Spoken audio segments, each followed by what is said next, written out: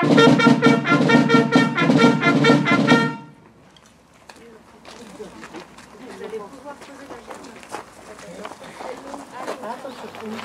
laisse suivre Anita, elle va vous montrer.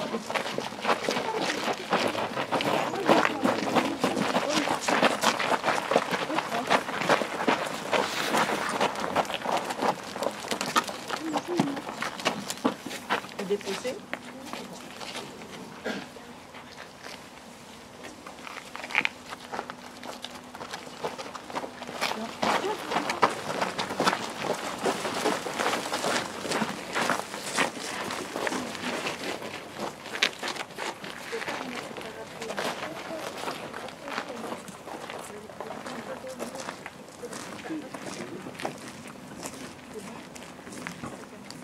Message de Monsieur Sébastien Lecornu, ministre des Armées et des Anciens Combattants, et de Monsieur Jean-Louis Thériault, ministre délégué auprès du ministre des Armées et des Anciens Combattants. 106e anniversaire de l'armistice du 11 novembre 1918. C'était il y a 106 ans, en 1918, à la 11e heure du 11e jour du 11e mois. De la boue des Flandres à la frontière suisse, les clairons égrènent les notes du cessez-le-feu. Aux fiertés de la victoire se mêle le cortège d'ombre des péris en terre, accompagnés de ceux qui les pleurent. Ce sont ces sacrifices que nous commémorons aujourd'hui, auxquels sont agrégés depuis 2012 celui de tous les morts pour la France. Honorer leur mémoire, c'est écouter ce qu'ils nous disent encore aujourd'hui. Ils nous laissent un devoir de gratitude, de lucidité et d'espérance. Le devoir de gratitude, c'est tout simplement se souvenir du sacrifice de ces jeunes hommes, habités des promesses de la vie, qui ont consenti à tout donner pour que la France demeure. Les épreuves qu'ils ont traversées sont inimaginables.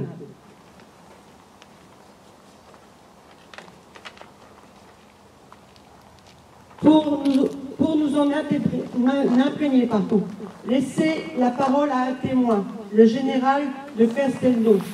Leur vie, c'était marcher, marcher encore, marcher quand même à demi-mort de fatigue, trempé jusqu'aux os, transit de froid ou bien épuisé de chaleur et de soif, dans l'air embrasé d'une journée torride.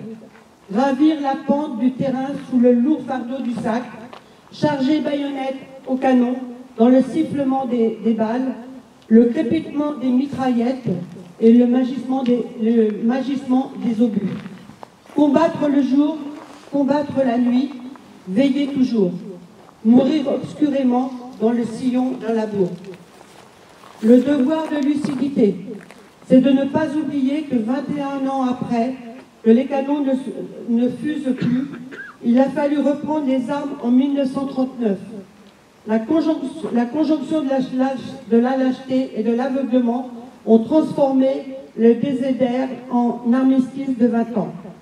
Pour reprendre les mots du maréchal Foch, à l'heure où la tragédie de la guerre a fait son grand retour en Europe, à l'heure où certaines puissances remettent en cause tous les fondements de l'ordre et du droit international, ceux de 14 et ceux de toutes les guerres nous murmurent de continuer à défendre la paix.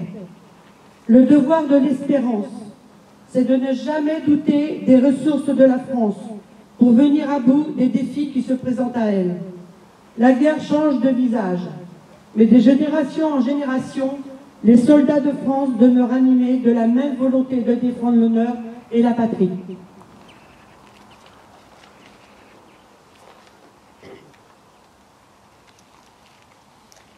En cette année du 80e anniversaire de la Libération, souvenons-nous des soldats du commandant Kieffer qui ont foulé les plages de Normandie le 6 juin 1944. Souvenons-nous des soldats de la première année de la LAT qui ont débarqué en Provence. De ceux de la 2e division blindée du général Leclerc qui, depuis le désert à Koufra, sont remontés jusqu'à Strasbourg pour la libérer et accomplir leur serment. Souvenons-nous des héros de la résistance intérieure, mais aussi du calvaire des incorporés de forces d'Alsace-Moselle. Souvenons-nous du courage des parachutiques de Dien Bien Phu, de celui des soldats qui se battent en opération extérieure, et notamment ceux du Liban qui défendent la paix depuis 1978. Comment ne pas voir que ces combattants ressemblent comme des frères au poilier de 1914? Au fil de notre histoire, les soldats morts pour la France sont tombés pour le service de la nation ou pour le service de la République, nous disent les pérennités françaises. Toujours nos armées sont là pour accomplir la mission. C'est pourquoi, réunis au pied du monument aux morts, élus, anciens combattants de toute génération du feu, enfants des écoles, nous ne sommes pas seulement la garde des morts, nous sommes d'abord les sentinelles des vivants. Vive la République. Vive la France.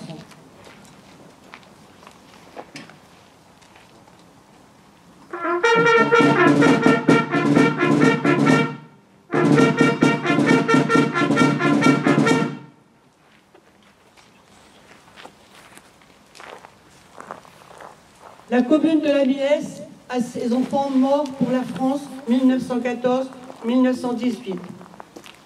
Monsieur Garot, Monsieur Juillet, Monsieur Pivron, Foilpré, Crier, Berthaud, Neveu, Lefray, Jarosset, Marteau, Lenné, Braillet, Garot, Nicolas, Play, Rousset, Agène, Barentin, Ricordeau, Joussaume, Perdereau, Neveu. 1939-1945, messieurs Bourget, Prindeau et Lebris, et Indochine, Triboté. Je vous demanderai une minute de silence.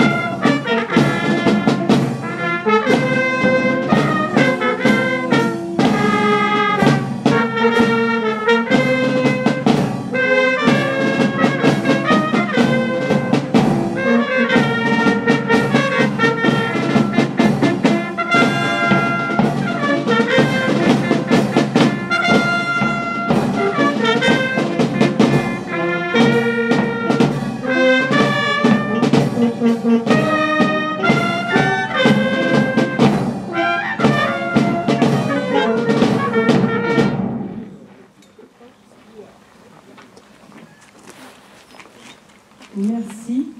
Et pour conclure donc cette cérémonie, donc un pot de l'amitié vous sera servi donc à la mairie.